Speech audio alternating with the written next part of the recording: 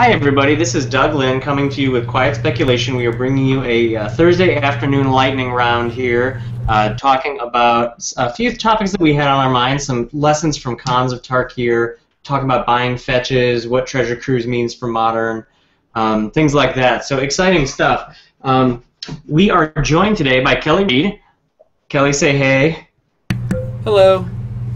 And Kelly is at Kelly Reed. We are at Quiet Spec on Twitter. We are also joined by Adam Yurchik. Adam. Hey, everyone.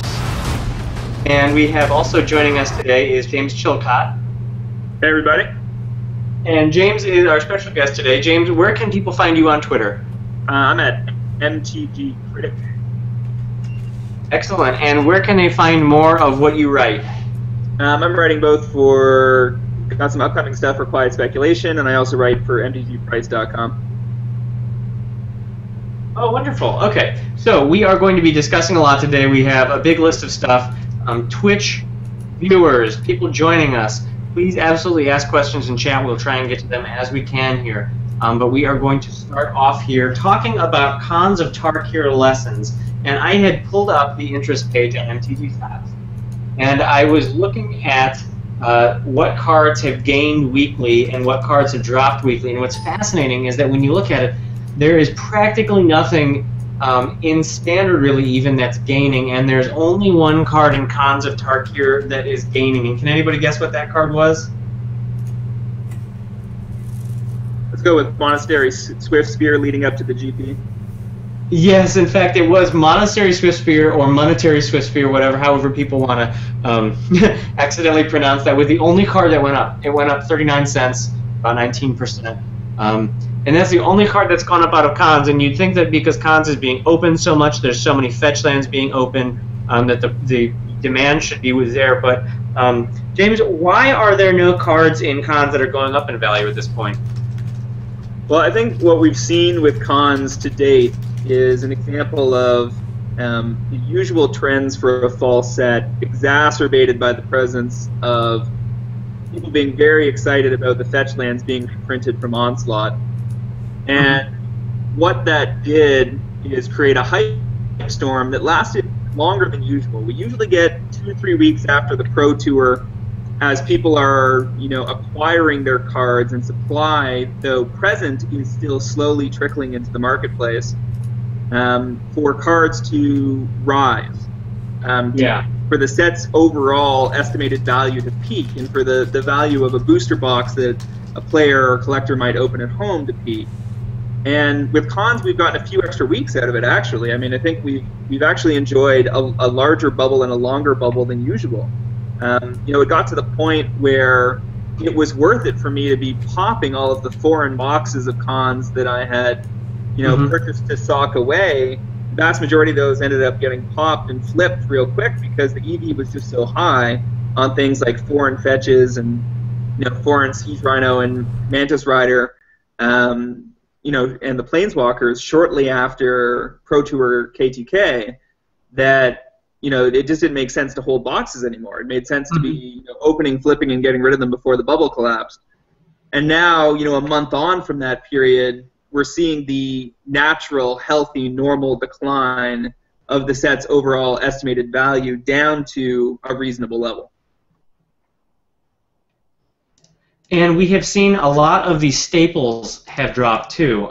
We had talked about Mantis Rider and Siege Rhino are two of the premier cards in Standard right now. And I think Siege Rhino lost $1 of value over the last week, which is impressive and kind of scary for somebody holding it. Yeah, I mean, I don't think anybody needs to be too scared about holding onto those staples. Cards from those two decks in particular, versions of Abzan, whether it be aggro or mid-range, versions of Jeskai, whether it be aggro, mid-range, or combo, are looking really strong as holds throughout the year, especially if it's you're only holding a playset or two. It's nothing to be worried about. But if you were trying to flip these cards quick out of booster boxes you were buying, then you should have been doing that a few weeks ago, because your next chance for a big a major spike on most of these known cards is probably not until August, September next year, where we start to get a feeling for what the metagame next fall looks like. In between, we should be facing, a platform of stability heading into the holiday season for most of these good known rares and mythics, followed by potential spikes once we see more reveals from the next two sets, which are going to come out in quick succession, and potentially spike unknown value cards. And I think for me the banner card that has that spike thing to it is historically is Thundermaw Hellkite. It came out at $20 back in the beginning of July of 2012. By October, it had dropped nearly half its value, and it sat there almost right up before Gatecrash came out. It jumped up to $40. I think on the results of some Japanese decks that were coming out at the time that were really pretty brutal, and that's kind of like the sleeper card that comes to mind especially when you're looking at something like Sarkhan and saying, well, when is this going to hit? Is this going to hit? Sarkhan certainly also reminds me that that's one of those prime cards that somebody's going to forget exists, and at some point in the metagame they're going to want it back. Yeah, exactly.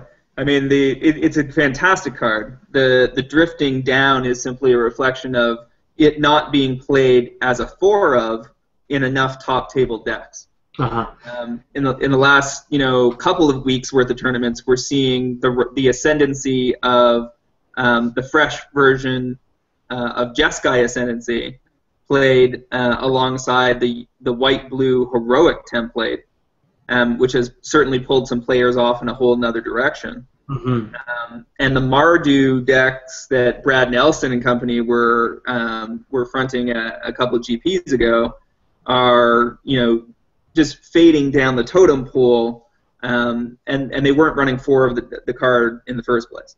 Yeah. So it needs a deck that will dominate a top table and do well, and it certainly doesn't help that all the focus, for the last week or so, maybe 2 weeks, is people getting ready for the biggest legacy GP of all time.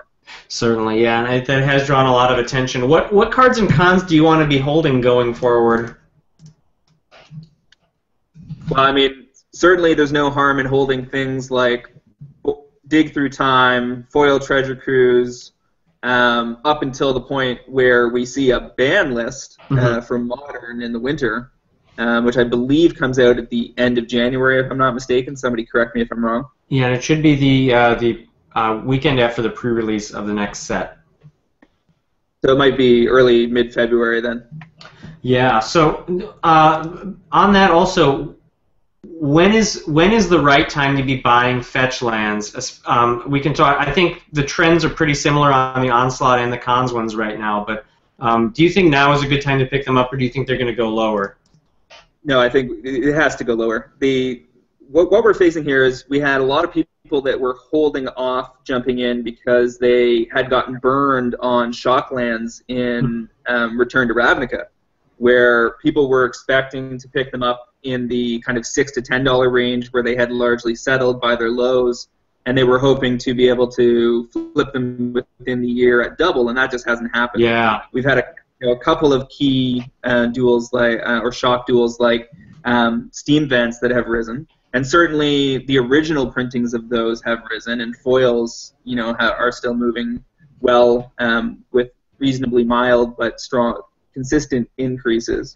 But people were holding off because they were scared fetches were going to go that low. I don't actually believe that we're going to get fetches in the $6 to $10 range. I think we're going to get fetches in the $8 to $12 range. Agreed. And it's possible that the blue fetches, like Polluted Delta and Flooded Strand, settle more in the $13 to $15 range. I think those are all reasonable numbers, and we might be off by a couple of bucks here and there, but I think that looking for eBay auctions and Facebook dumps and Twitter sales where you can knock a couple bucks off each and it gets you down in that direction, I think those are snap buys for the long haul. Absolutely. So maybe $12 retail is a little bit too high for you right now, but maybe $10 would be a lot better. It depends which one I'm talking about. I'm not scared to buy blue fetches in that $13 to $15 range. Kind of do that all day. And I've certainly been acquiring foreigns and foreign foils. Because, yeah, though the market for them is smaller, they're excellent trade bait, and they're always, when there's something you really need or want, or you want to try to trade up into something really amazing like a piece of power, those are the kind of cards you want your trade binder to leverage. Absolutely. Well, I want to shift gears here for a little bit. Adam, I want to pull you in on this too, and I want to talk about Grand Prix New. Adam, do you see any new breakout cards, especially from the Commander sets, becoming relevant at GP New Jersey? Containment Priest, of course, is going to be big this weekend. Mm-hmm. But it's pretty hard to make a financial move on those other than having them in hand and selling them at the tournament for a high price, because they're available now in stores, but come 9 a.m. at the GP, I'm sure there are going to be people shelling out top dollar for them. Yeah, I mean, I think that it's possible that if you have an LGS in your town that's got some on the, a few copies they've pulled in this week or they've popped, you may be able to pick them up in the $15 to $18 range. I think the floor could hit 25 to 30 in the frenzy, through Friday afternoon and certainly on Saturday morning. But it's not something I would be looking to jump into on a broad basis, like Adam said. And then certainly, I agree. I wonder what deck will be what will be playing it, especially being as it's a white creature. Yeah, I mean, versions of Maverick that can run it. I was putting together both white red and white green, almost sort of hate bear variants that are utterly unproven, but I suspect somebody is going to try to bring to the table.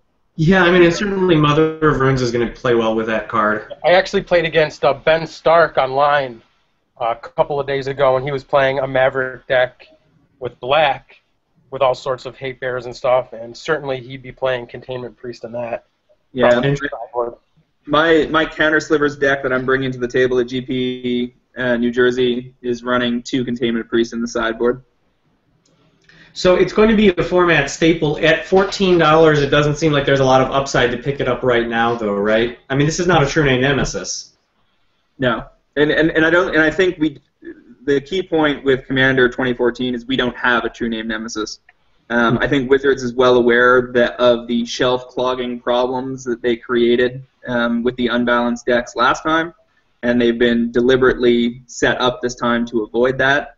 You're still seeing some variation at retail with the white and the red decks typically being about $10 more with savvy vendors than the other 3. The blue deck seems to be the loser thus far. Nobody's super excited about anything in there.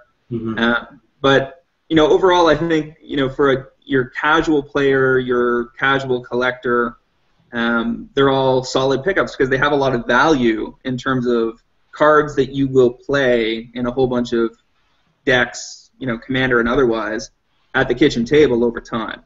Yeah. But in terms of snatch these up to be able to resell later, it would be a really long-term play. We're talking 2+ years, given the kind of volume that's going to be in the marketplace, and it's going to be very hard to predict, whether something like a Containment Priest can hit 30 or 40 this year.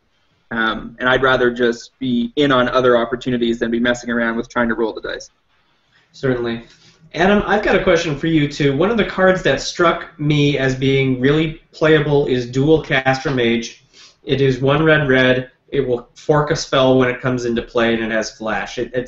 I have nightmarish visions of casting that in response to an opponent who treasure cruises. Is that actually going to be a reality in Legacy? Yeah, actually, that was the next card I had in mind to mention. It has flash. It's obviously like 1 mana, too expensive to be really in that mage sort of class. But when it works, it's going to create a lot of value, and it's going to be a game winner.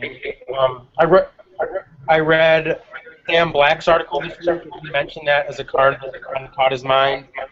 I can see that fitting in a variety of decks, possibly Blue-Red Delver even. It seems like a really good card to get with Imperial Recruiter. Oh, I hadn't even thought of that. In that sort of deck. So, I mean, it's a little bit expensive for what it is. It's a little narrow. It might be a 1 or 2 of in the sideboard sort of card. But but I don't think that it's going to change Legacy into a great amount or anything. Certainly not as important.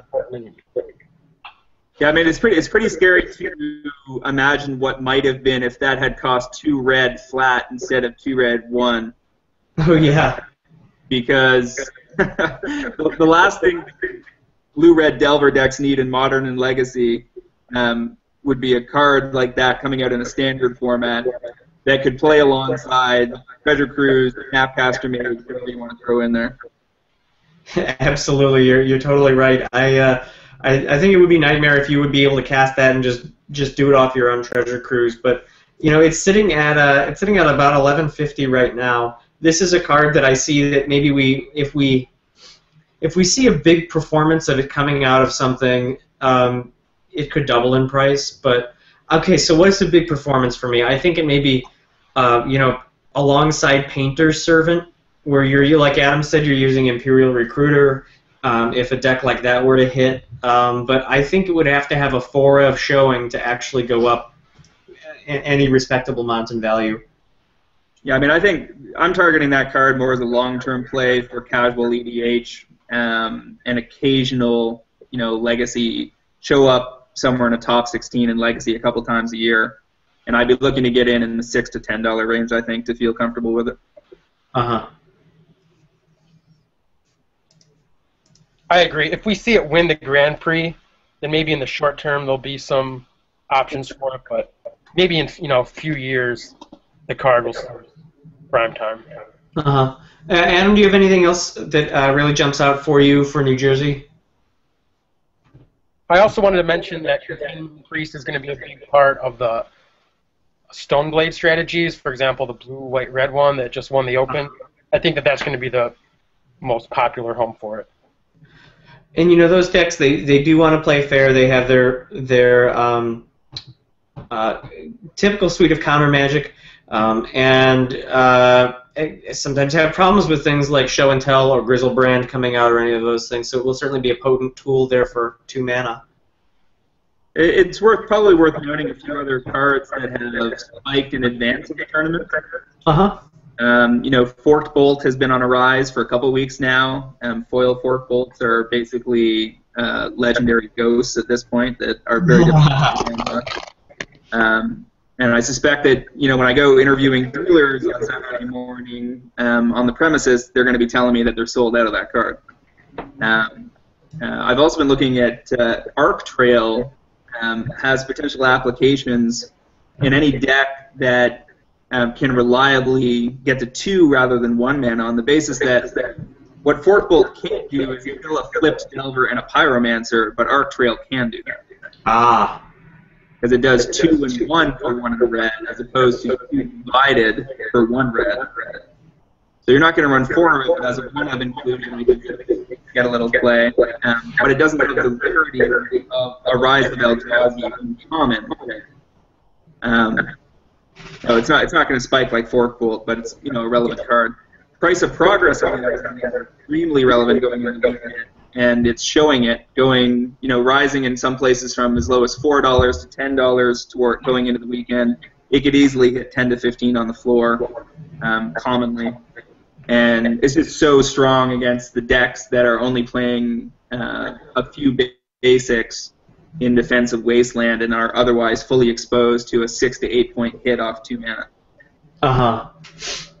Certainly, and it's the thought on Forked Bolt is that's also being driven dually because Modern is really embracing Forked Bolt right now.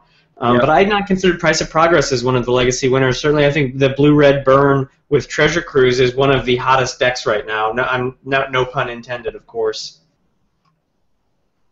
Yeah, I mean, one of the other ones is Leyline of Sanctity. Uh-huh. Has been sneaking up from the $15 range. Today, you can't get any on eBay less than $25.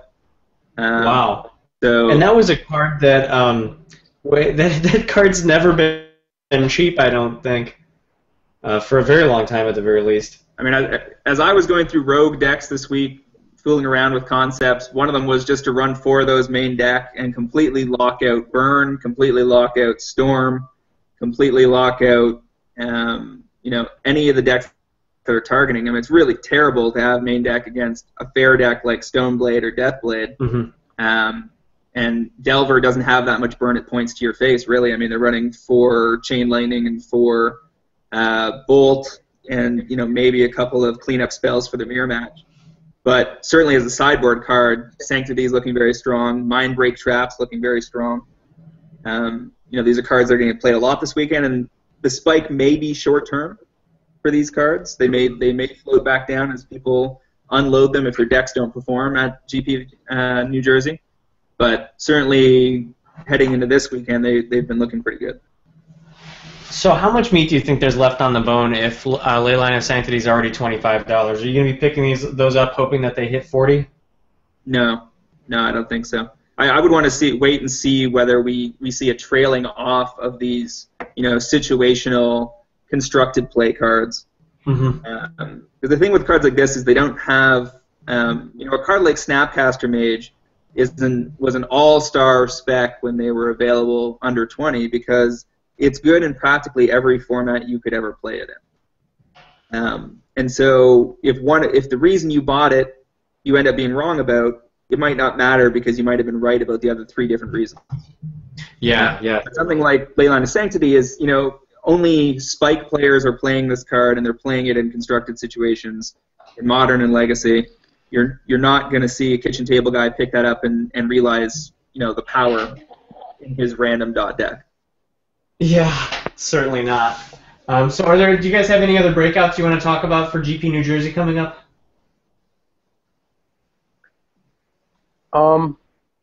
The Mog Catcher deck top 8'd another Open. Yeah. So you're going to have to tell me more about this, Adam.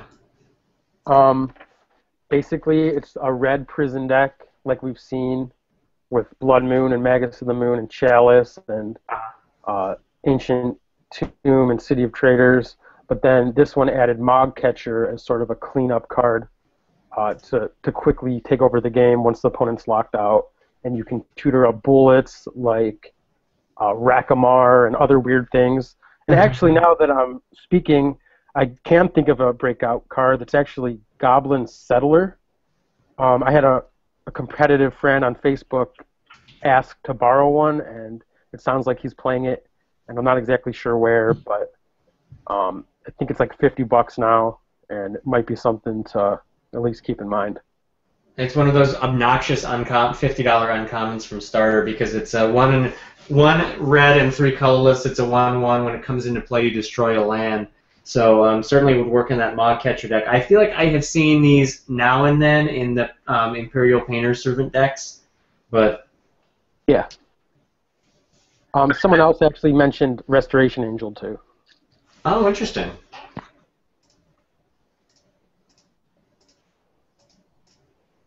So Oh, go ahead. The Mog Catcher deck is, you look at it on paper and you can't believe that cards with that casting cost can survive in Legacy. But it just goes to show the power of Magus of the Moon and Blood Moon and what it does to Legacy mana bases. The amount of time it buys you if you can actually land it. And I'm remembering back the old Trinity Green deck from Extended decades ago probably that would use Skyshroud Poacher to grab a deranged hermit or 2, so that once you had like you plowed under your opponent and then you could poach up a hermit and then close out the game really quickly with that guy. It reminds me of a similar thing if you're getting guys to clog down the board or blow up extra lands, that sort of thing.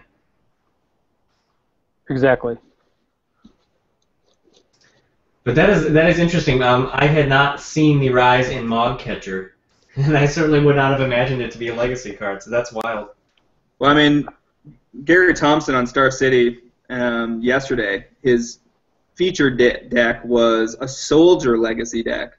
I had seen something about that. That finished second in a Magic Online daily, and was running such famous constructed Legacy cards as Captain of the Watch, 13 rare. I bet most of the listeners can't even picture.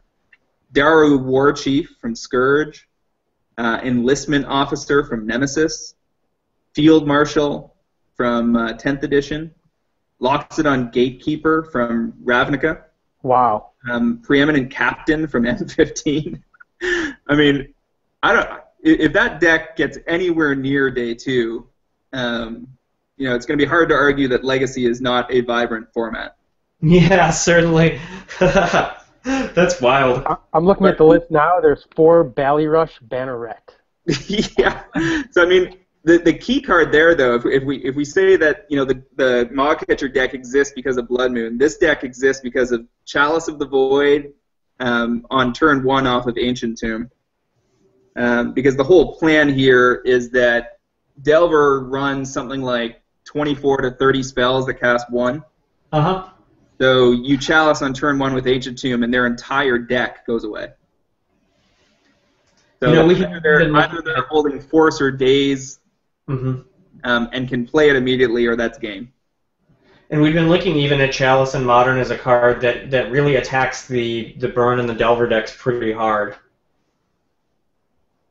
Unfortunately, Chalice itself is not cheap. It doesn't make for a very great spec target. It is currently well. Let me see. Currently, it's about $6. I remember at one point it had a high of 15. It came down because it was reprinted in Modern Masters, but there may be some room on this. I think what would move it more is if it saw a good deal of Modern play, but unfortunately, there's not a great Modern deck to be putting this in. On that point, there's actually a new Modern deck I've been seeing in dailies. It's Zoo that plays Chalice of the Void. I have heard about this. Could you tell us more about that? I've seen a few versions. Basically, they play some 1-drops, they play Wild Nacatl, and they sometimes will play Noble Hierarch or Kirdape, something in the number of 8 1-drops. I believe they actually don't typically always play Lightning Bolt. Interesting. And then they play Tarmogoyf, they play Chalice, they play possibly Loxodon Smiter, because that even gets through Chalice on 3. Oh, yeah. One of them actually has Klasm, 2 Pyroclasm, and 4 Volcanic Fallout main deck. So, I mean, these are pretty metagamed, pretty specific niche decks against the Magic Online metagame. But there are, 3 or 4 people playing different versions of it, and they all are using that Chalice core. And, one of them I saw use a couple swords in the main deck. And I think that as that deck gets developed and the metagame pushes itself more towards Treasure Cruise and Delver decks, that possibly that deck could be the real deal and possibly a driving point for Chalice. And I think one of the things to keep in mind with a card like Chalice is that they're cards that I refer to as evolving in their metagames. What that means is that the card gets better the more cards are in the format. Because in Eternal formats that get faster and faster and more powerful over time, you're going to have a natural reduction in the overall average casting cost. And because of that, Chalice gets easier and easier to play, and the greater card selection allows you to build more and more flexible shells that can accommodate it without self-hurting, because Chalice affecting everybody means you've got to build around the card. But as you gain more cards in the card pool, that becomes more and more viable. And so Chalice wouldn't be high on my list of specs, but I think that, commonly available in the $5 to $6 range now, I think it's not unreasonable to imagine a year from now, barring another printing, which I think is unlikely given that it was just in Modern Masters last year, that we could easily see it hit 10. And, Kelly had pulled it up on Trader Tools here a little bit ago on the screen. And it had buy listed for about $4.30, so the spread on that card is only about 25%. So you're not risking a whole lot when you pick up Chalice. No, and there, as we pointed out, there's a lot of decks that either currently want it or will want it in the future, and it's not a bad card to have floating around in the collection. Worst case scenario, it becomes trade bait for a good table trade. I actually have some interesting info on it. I'm looking at MTG Goldfish at the online price trend, and Chalice of the Void in Modern Masters was priced at $5 on October 23rd, and it is now 11.1. Wow. So the actually metagame reacting to that. To Delver. Yeah, and the paper price has been stagnant. Slightly, it looks like it's slightly upturned by about 50 cents or so in the last month. So, I mean, And I'll say I play a lot of Paper Modern, and weekly Delver has been getting more and more popular. So people are playing it in Paper Magic. I think that maybe Paper is just a little bit slower to adopt to things like Chalice. yeah, I mean, James, I'll let you go ahead in a second, but I also want to say that I think online, Modern's being played a lot more, whereas in Paper right now, Modern is kind of stagnant, and looking online is a good way to get an idea of what's going on in Modern. It's an excellent point. yeah, I mean, we're in that lull for sure, and we're Modern, because of the reduced number of Pro Tours that are using Modern as a format, and because of the focus on Legacy and Standard right now, there's a lot of opportunities that have opened up throughout Modern with just a general price depression going on. Mm-hmm.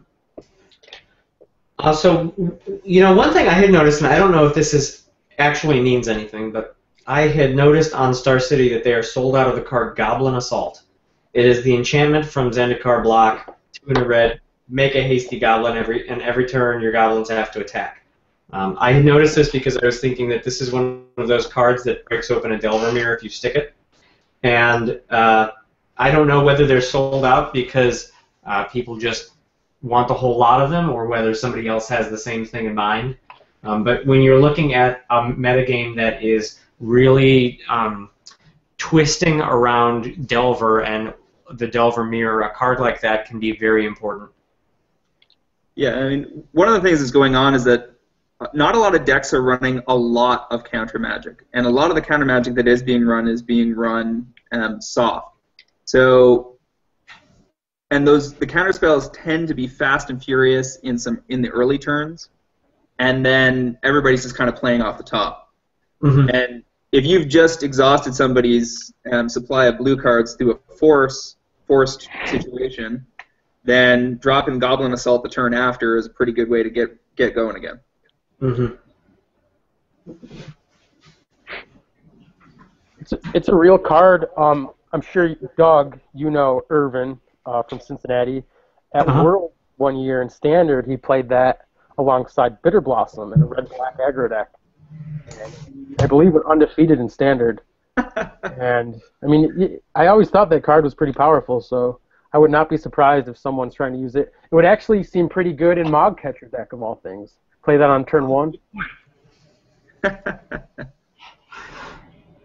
I was thinking, you can even play it in against decks against Delver with the idea that if you're not playing it but you're soft to a Delver deck that's just spamming the board with guys, if you can put them on the back foot, they have to slow down enough to actually care about you attacking back, and that can get you an advantage. It's a card I'll be testing out and trying. I don't have any real faith that it's going to do anything, but I also have dreams of casting 2 on the board at the same time and going nuts. It's a bit narrow, but it is powerful. Mm-hmm.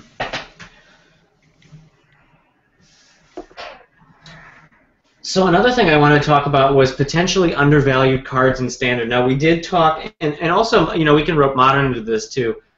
We have talked about how most things are going down in price. Is there anything that you want to be holding on to in Standard, especially looking back at Theros block? Well, we're going to start talking about speculative action in Standard. I think what people need to understand is there's 2 main factors. There's the theme of the block and the narrative of the block, and what that tells us is probably coming. And there's the timing of this block's release. And when we're talking about the timing, we're talking about, in past years, we usually get a set late February, and the next set we don't get till May. And then we get the core set in the summertime, and there's sometimes a supplementary product in there as well, like we got with Modern Masters a couple of years ago. But this year, we have this whole block being unfurled by the end of March, if I'm not mistaken. Does anybody have Dragons of Tarkir's release date on hand? I will check and get back to you on that. I'm pretty sure it's either late March or early April. And that means that Fate Reforged is only going to be on the shelves for about 6 to 8 weeks before it's joined by its brethren. And that's going to generate some very interesting financial opportunities because the second set may actually be the one out of the three that acts like previous year's third sets. That's And interesting. it's fascinating too. It's Fate Reforged comes out at the January 23rd, and then you're right, just nearly 9 weeks later, we get the Dragons of Tarkir. And my understanding is that they're going to be doing big, small, and then small, big. So you will be able to be drafting Fate Reforged all through Dragons of Tarkir as well. But only 8 weeks before you start getting new cards, you have to be thinking that a month after that set is out, we're going to be getting spoilers for Dragons of Tarkir. Yeah. And that's going to be taking a lot of emphasis out of that. That if for example they had the Zendikar fetch lands in Dragons of Tarkir, somebody's going to be finding out about that, and they're going to be saying, I don't want to buy Fate Reforged boxes because there's no fetches in them. There's nothing cool like that. I want to wait till Dragons because I want to save up my money for that. So there will be less product open that way. Yeah, I mean, pre-release events for Dragons of Tarkir are March 21st. So that's dead on 2 months after the release of Fate Reforged. Mm-hmm. Also, Fate Reforged will only be using one pack in drafts to Dragons of Tarkir. So Fate Reforged really is going to be underrepresented come next rotation. And that's them trying to fix the problem we had with Return to Ravnica block, I believe, where we had, and I think it was also true in Theros, was it not? That we were, in Theros we drafted 3 Theros, and then I think it was 7, 6, somebody help me out. What were the pack distributions for last year's draft? I believe it was Theros, Theros, Theros, and then Theros, Theros, Born, or I guess Born, Theros, Theros, and then Dragon's Maze, Born, Theros. I think it was the typical... Journey, you mean? Yeah, Journey. Right. And so, they were trying to make sure that the first set wasn't overdrafted and the last set wasn't underdrafted, and this is them trying to balance it. But because of the weird timing, interesting things are going to happen. The other thing to be cognizant of in the MTG finance community in terms of timing is that we've got these 3 Grand Prix at the end of May, all on the same weekend and on 3 different continents. There's one in North America, there's one in Europe, there's one in Asia. And this is the weekend that so many of us are guessing is Modern Masters 2 big release. And that they want that to have a clear space around it on both sides, and that's why this block is being shoved forward. And if that's true, that's likely to have an impact that is a bit of a roller coaster, because we're in a lull on Modern now. Those cards are going to sneak up, probably, cards like Snapcaster Mage, Birthing Pod, Restoration Angel that have not really been going anywhere and kind of sitting in collections and binders and spec folders should rise when Treasure Cruise is quite likely banned during the winter banning announcement in Modern. They've made it pretty clear. I think Aaron Forsyth was interviewed in Australia at their PAX a week or 2 ago, and more or less stated that unless something weird happens, Treasure Cruise is probably going away in Modern, but they'll leave it alone in Legacy, which should bring some of those Modern specs from last year back into the spotlight. But then the question becomes, are reprintings from Modern Masters 1 likely or possible in Modern Masters 2? And even if they're not reprinting anything from Modern Masters 1, are cards like Birthing Pod, Restoration Angel, and Snapcaster Mage then, too hot to handle on the basis that they're prime candidates to be picked up from the time period that Modern Masters 2 should be drawing from? Definitely, and I see all. I look back on when Modern Masters 1 came out, and it had a distortive wave on every other set being opened at that time. I think Wizards had expected that people were going to do 1 or 2 drafts of Modern Masters, have a great time, and then pack it up, and it actually ended up dominating that entire season of draft because it was just way more fun, and the EV of the packs was so high compared to what you would normally get. I think one of the other things... Sorry, go ahead. I was going to say, locally here when it came out, all the people who were usually, spending 20 to get 7 packs of whatever set was out, they were taking their money and picking up 2 or 3 packs of Modern Masters and showing it off. And I actually found that a lot of people, it was too expensive for them to draft very often, but instead they just cracked it whenever they could, and they weren't opening whatever set was in print. That's what I got. Am I correct in recalling that Modern Masters 2 should, based on the pattern of Modern Masters 1, be targeting Zendikar forward? That's my understanding, yes. And I don't know if they have set a date at which it should end yet, but this is, it's certainly going to be a death knell for Inquisition of Kozilek, which will most assuredly be reprinted in it. There are a couple other cards like that on the QS forums we've been breaking down about what's a bad bet to hold going into May of next year. Serum Visions. Oh yeah, Serum Visions is an excellent one. But Even Mind Sensor also. And if I had to hazard a guess, I would say Innistrad is not safe, and Return to Ravnica is a 50-50. Mm-hmm. So, it's possible we get like an alternate art Abrupt Decay or something in that set, which makes me not want to be holding too many of those.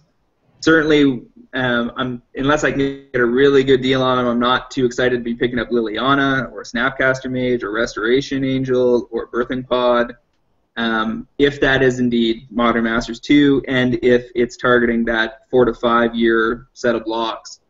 One of the things to keep in mind is that with Modern Masters 1, because it was sets that were that much older, it was 5 to 10 years, not 0 to 5 years.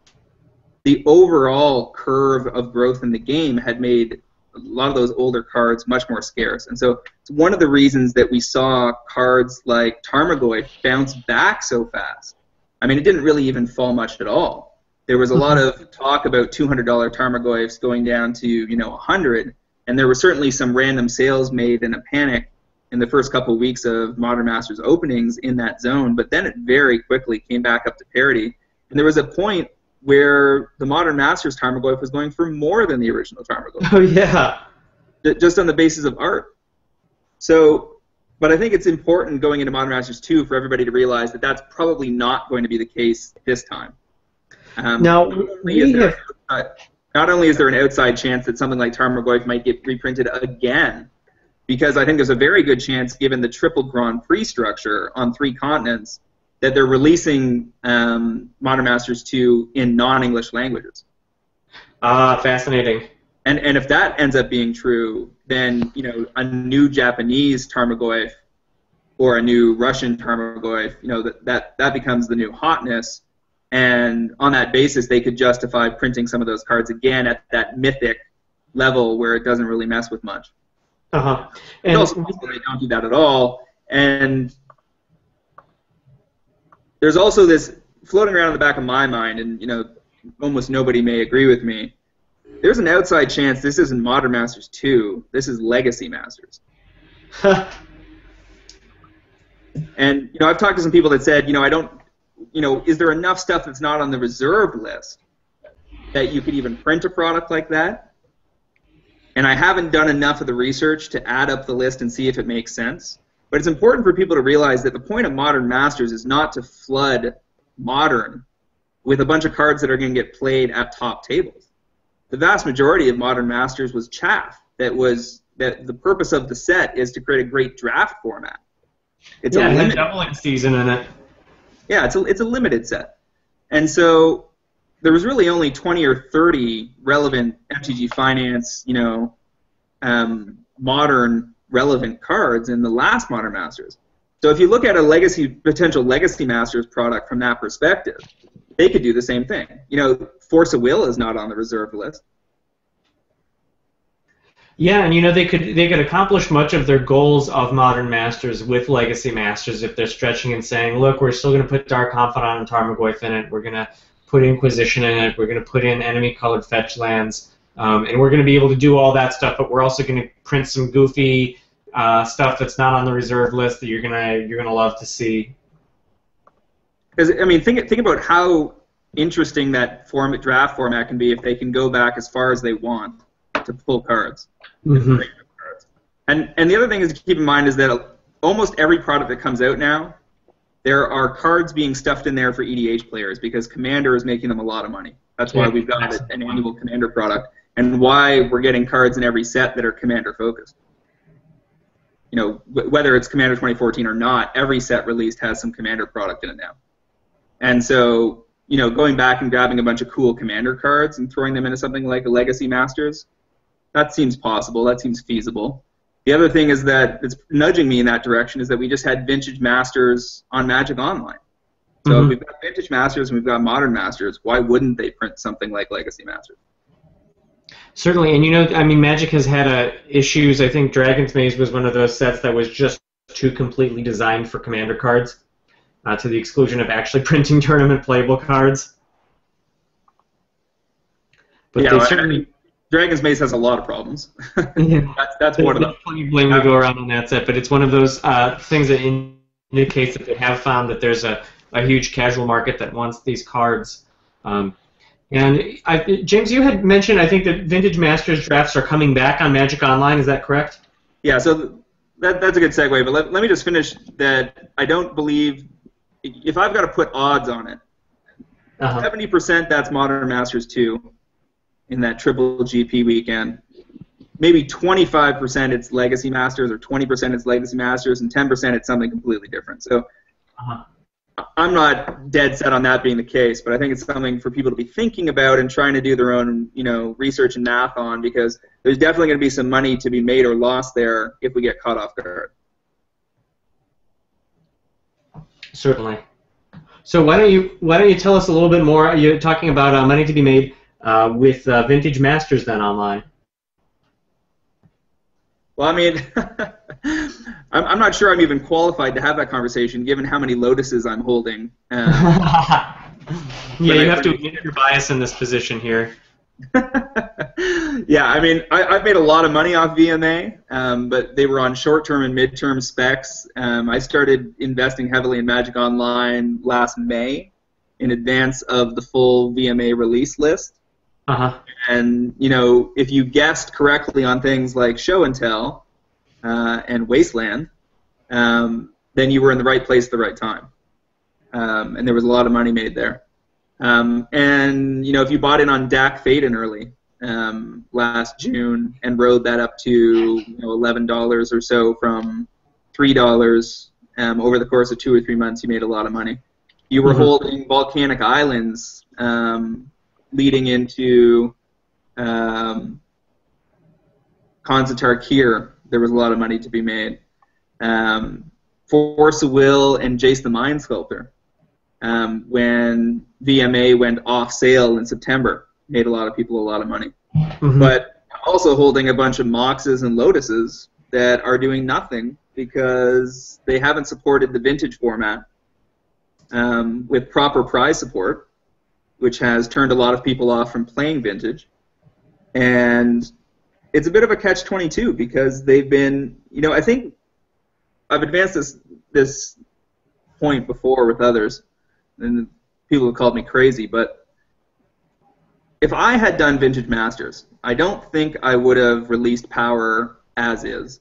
I think I would have redesigned new Power cards and put them out freshly for online use only. Not only do I think there's benefit in Magic Online having formats that aren't available anywhere else to help drive traffic into the system, I think that it would have avoided the tug of war that clearly took place between the Magic brand team and the Magic play team, because the brand team wanted to protect the brand power of the Power 9. Absolutely. A Beta Black Lotus in perfect condition is in the tens of thousands of dollars. and for it to be released in an online product where it could drop below 20 tickets, I think scared the shit out of them. And so when it was originally announced, VMA was only going to be available for a month or so. And then people got really upset because they said, well, how are we supposed to build a vintage format online if you're not going to make the cards available for very long? So then they changed their mind and they said, no, it's going to be available until September. And flooded the market with vintage cards for a while. But because they used that special rarity for the Power 9, it's more mythic than mythic, it's special. We got into this weird situation where, Lotus still never really dropped below 140. I was buying in on them at 210, thinking they'd hit 300 by Christmas.